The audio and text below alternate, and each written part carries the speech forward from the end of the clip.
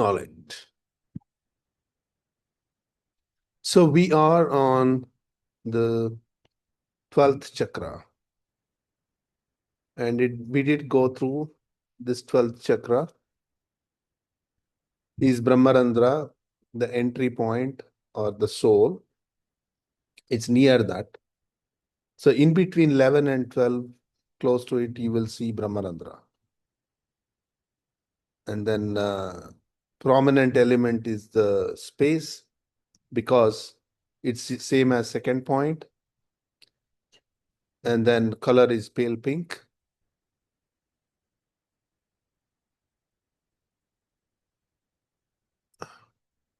So it's 4 finger widths from the 11th chakra, if you have to measure it. And total settledness and complete humility and settledness. The points nearby are Satyapad and Brahmarandra.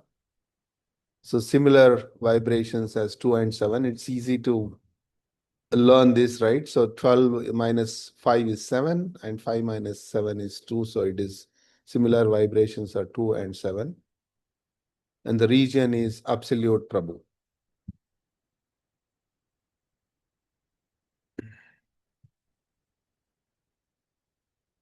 So we did talk about, I think we went through this first paragraph.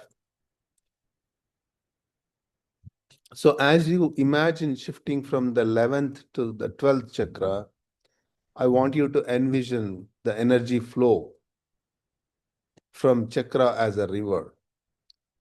So the river of acceptance, peace of love, courage, and many more, all flowing towards the ocean, the source. So the 12th chakra mirrors this process at the macro level, right? So as the states from every precious chakra unite to create identicality with the source.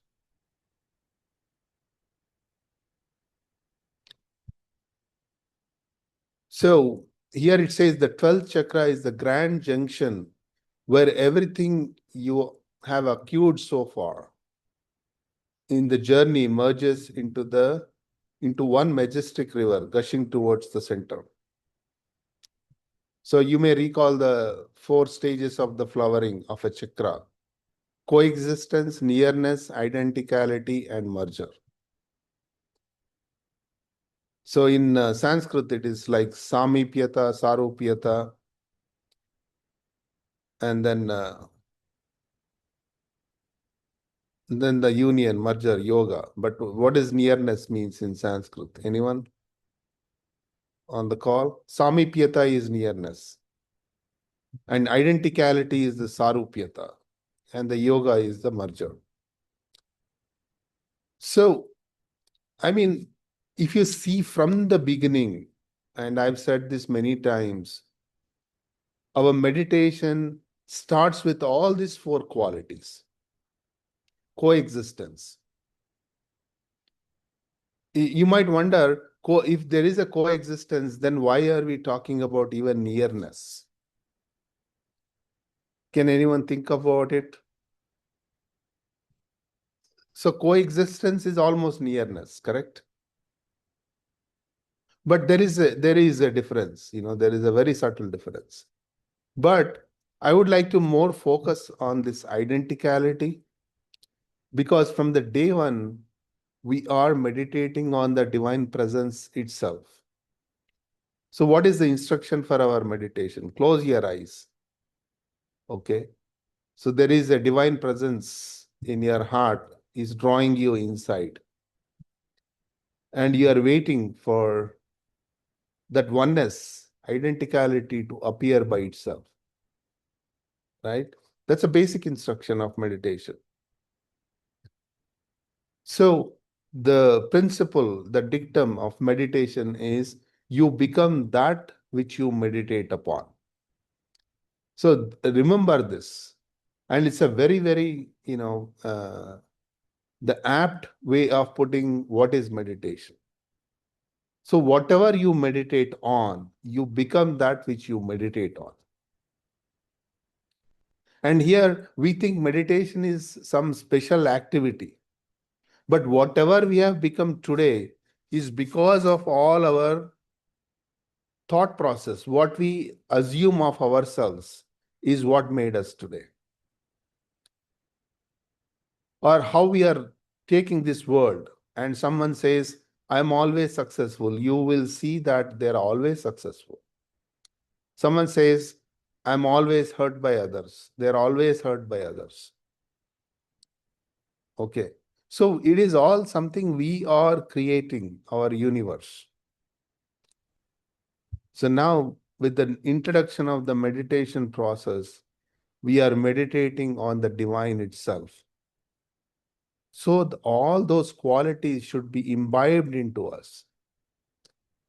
That's why the identicality is what is growing, refining every day, day after day in our meditation. Identicality with the what?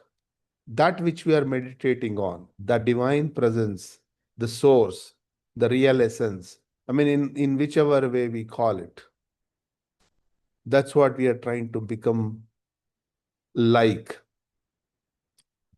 And to become like, it is not a big thing because we are meditating on it. So we are using the most powerful tool available to us, which is meditation. I mean, most powerful tool available to humanity. And we have been using it every day, whether I am formally meditating or not. But we are using that meditation for various things in our life. And here in heartfulness, we are using to develop that identicality with the source. So this is an important aspect to understand. When one embarks on the spiritual anatomy project, it is the first page of the journey, coexistence. In this first stage, one has a vague understanding of something called the center, and the journey begins. Right? So the journey has begun. Like I said, our meditation journey begins with the divine presence in our heart.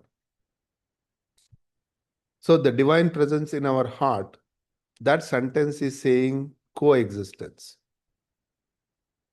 As one progresses and gains new experiences, the idea starts taking shape that there is something higher, a greater presence towards which one is progressing. This feeling becomes stronger as the ego sublimes and one feels proximity to the source. So the second stage means nearness. Samipyata, nearness. So now I'm feeling it closer to my heart. Okay. So it is not only the information that there is something called divine presence in your heart. No, the experience of meditation, the process of meditation slowly develops into this nearness. Because as we start recognizing this divine presence, nothing but our ego sublimates. Because now we are feeling its complete uh, idea of the source. And that's why the nearness to it begins. You know, there is a poetic expression in Urdu, what is called ghazal. It says, I feel you are closer to my heart, but still that small distance is unbearable for me. You know, so that is what begins once the nearness begins, because now it becomes a compulsive state for me to become identical with it. So the nearness is not enough. So upon further progress at the 12th chakra, one arrives at the third stage, identicality. So consciousness is now akin to the new level one arrives at. the lightness in the heart, makes the weight of all mental activity lighter. One's thoughts seem lighter, and all interactions have this lightness. It's like the mind becomes like a cooked potato. It's soft, tender, no heaviness, and now it can only think about this source. That's it. So you can say that constant remembrance is pretty much established at this stage. It truly becomes a constant remembrance.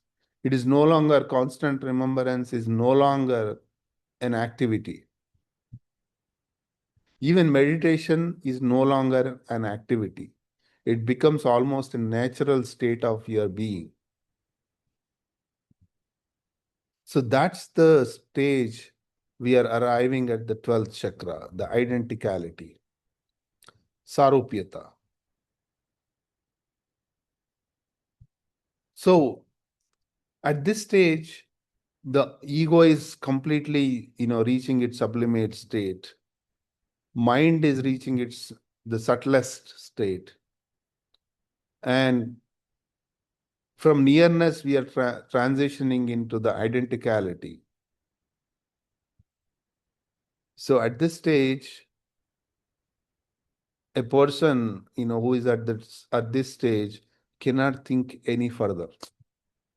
When I say think further, that means their thoughts won't stop, their ability to perform in this world won't stop. What I'm trying to say is, see, from nearness to identicality, there is certain craving, there is certain feeling of compulsion to become identical with it. But at the state of identicality, we will not be able to think about merger. So this is when the role of the master really truly begins. Because from this stage, he has to literally carry us.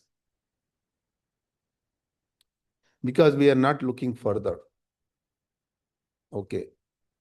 So one feels settled in this stage. The resonance that kept developing with the center is now complete, and one is akin to the source. And this stage where one is at the pinnacle of purity. Now we talk about, purify your mind, purify your thoughts. All this purification, we feel as if, we put some detergent and wash it. It doesn't happen like that. So purity, what is purity, right? So let's read through this, and as we read through this, we can talk. Pinnacle of purity. At the 12th chakra, one is purity personified. Purity is absence of any contradiction. So how can there be contradiction when my state is of the identity, that when that identicality is established? How can there be absence of any contradiction? See, that's why in the Indian tradition, it talks about this whole non-duality. Just because we think we are the one, we are the same, doesn't mean we are feeling that condition. We can keep on saying I am the same as the essence, but it doesn't happen like that. So, but in order to feel the same, what they do is they start in a negative way. They start saying, I am not the body, I am not the mind, I am not this consciousness, I am the pure essence, the Brahman, they say, right? How can you approach this Brahman with the idea of not? So the not itself introduces the contradiction. You see that? Yesterday I was sharing in one of the groups, some of the groups, the Eckhart Tolle's concept, this idea of seeker. I'm seeking means I'm not there yet. I'm embarking on a journey. where there is no journey. So as long as when you start with this idea of the seeker, you will never reach your destination. Because that which you are seeking is already there. That's why, like I said last time, when we begin our meditation, we have begun with the notion that it is already there. We are not bringing any new divinity into the picture, into the situation, into the scene. The divinity is already present. Now, what is dropping is all these barriers I have created for myself. And it is happening as the process of meditation. That identicality is developing. That's why, if you understand this principle correctly, we become that which we meditate on. It perfectly makes sense to meditate to develop this identicality. And it happens in our very first meditation. And it keeps getting refined until we feel the total identicality. And how do I know which is total identicality? What is the parameter to measure it? How do I quantify it? You see, there is no way to quantify it. What is the true measurement of progress? There is only one, quantifying way to understand this. So when I say, "Thou art the real goal of human life," the first line of the prayer, basically how much I'm really wanting or acknowledging that you are my goal, the intensity of it, the real intention behind this first sentence basically tells, as it gets refined, the intensity of that sentence for myself grows beyond. So that's why it is important to realize that. Okay. Sorry. I'm shutting down those notifications so that we don't hear that sound.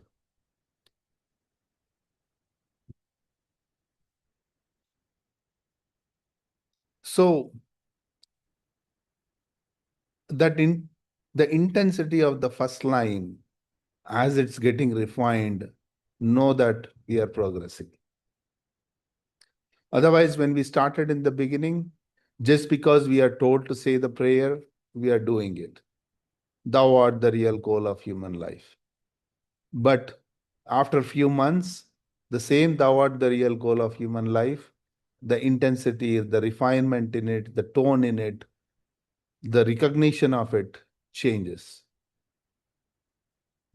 And when we reach this identicality, thou art the real goal of human life almost becomes a futile sentence. It gets to a refined to a state, whether it is thou which is wanting to reach this goal or it is I which is wanting to reach this goal, that barrier is almost diminishing. That's why Babaji says, I don't know if Lalaji is speaking or I am speaking. So now he's feeling this total identicality with his master. Right? So here, Lalaji is only a name, but it's the divine principle. And that principle, as we start approaching from nearness to the identicality, see the transformation of that consciousness, see the transformation of the mind.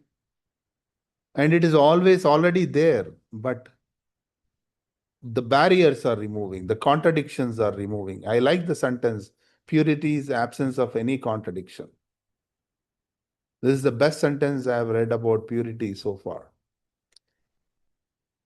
So there is no other, there is no second.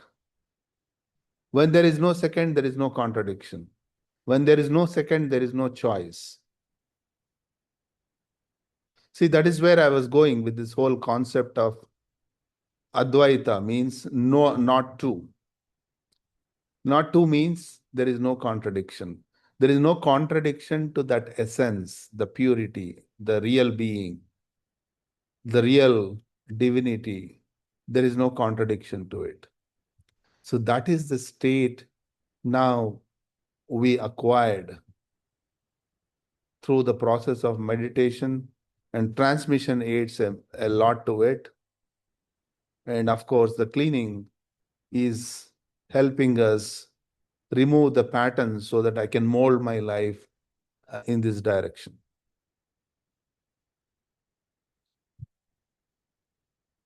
So in such a state, thought loses its weight. There is no heaviness of emotions, and there is unity in one's being. See, in the beginning, the only tool available to connect with this higher essence is emotion. And we call that emotion as devotion. But when we reach this identicality, when we reach this purity, now there is only devotion, all the emotion disappears. So devotion, because now I can recognize it. I can feel it in my heart. I can feel the grandiousness of it. Okay. It is no longer foreign. It is no longer alien. It is no longer up in the heaven. It is within me, has always been with me. Right? So that is the kind of feeling we are in. Now, where is the emotion? Where is the contradiction? Where is the heaviness? It all disappears. So one arrives at the sameness with the Absolute through the purification of all the chakras, cultivating a lifestyle that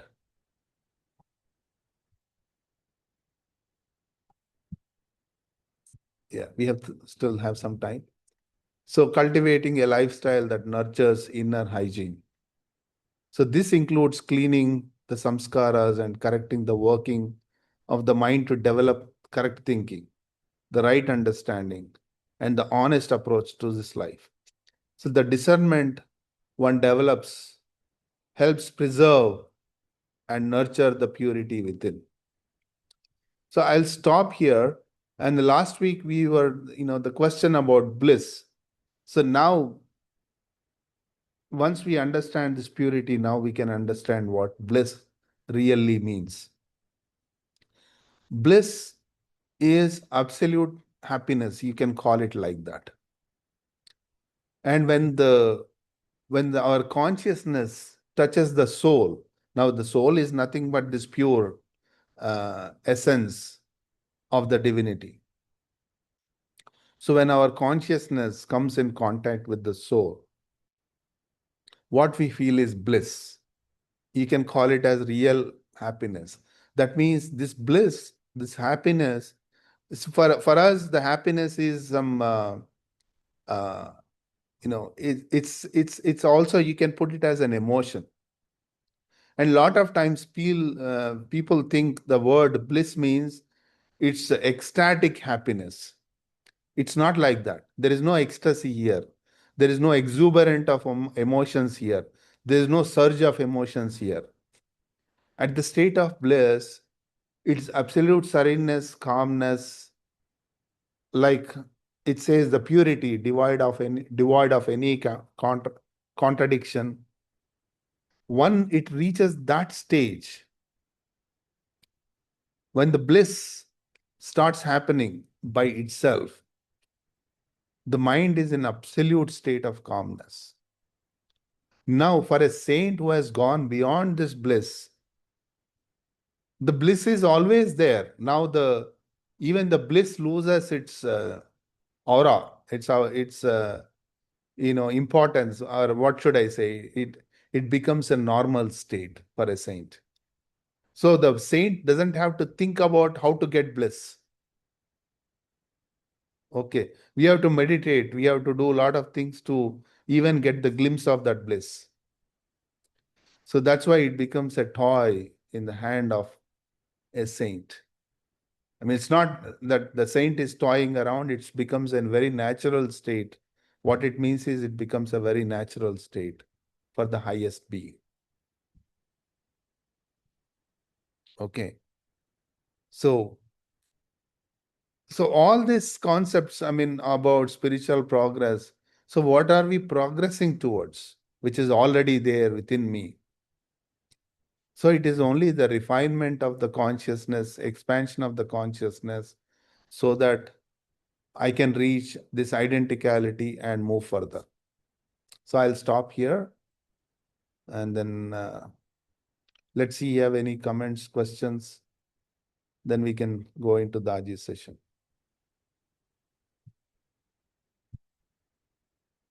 All right. So I hope everyone got the link. I'm disconnecting from the Zoom so that we can get into meditation.